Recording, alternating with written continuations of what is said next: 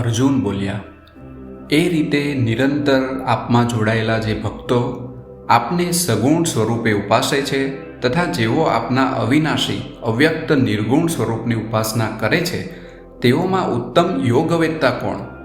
શ્રી ભગવાન બોલ્યા, જેઓ નિત્ય મારામાં મન જોડી મારા પરાયણ થઈ પરમ શ્રદ્ધાથી મને ઉપાસે છે તેમને હું શ્રેષ્ઠ યોગી ગણું છું.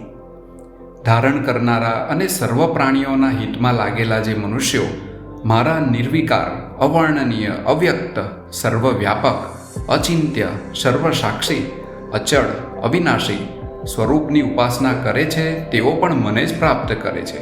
પરંતુ અવ્યક્ત નિર્ગુણ સ્વરૂપમાં ચિત્ત જોડનારાઓને કષ્ટ વધારે રહે છે, કારણ કે દેહધારીઓથી અવ્યક્ત ગતિ મુશ્કેલીથી મેળવાય છે.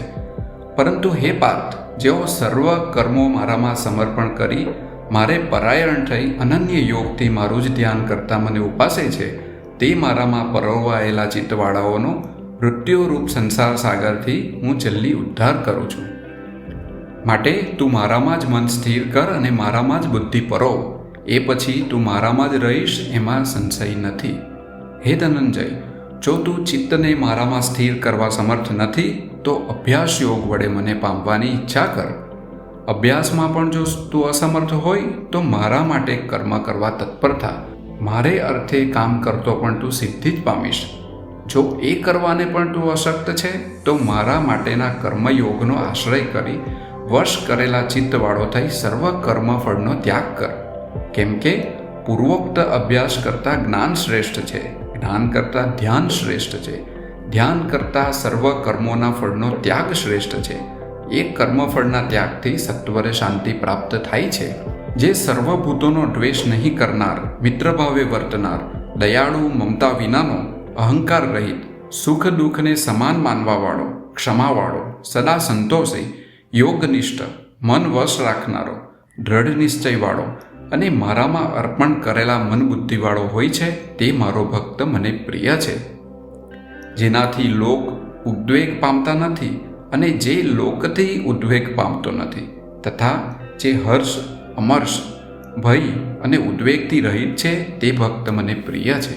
જે સ્પૃહા વિનાનો, પવિત્ર, દક્ષ એટલે કે ચતુર, પક્ષપાત રહિત, ગભરાટ વિનાનો અને સર્વ આરંભો છોડનારો છે તે મારો ભક્ત મને પ્રિય છે.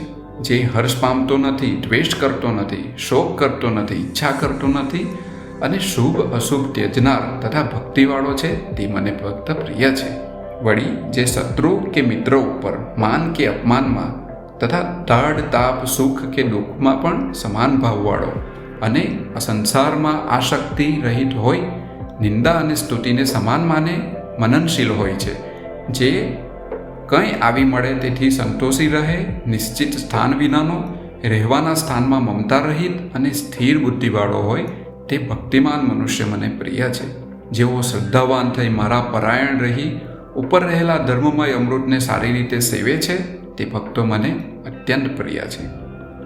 આ જ પ્રમાણે ઉપનિષદ, બ્રહ્મવિદ્યા તથા યોગશાસ્ત્ર રૂપી શ્રીમદ ભગવદ્ ગીતામાં શ્રી કૃષ્ણ તથા અર્જુનના સંવાદ વિશે ભક્તિયોગ નામનો 12મો અધ્યાય સંપૂર્ણ થયો છે.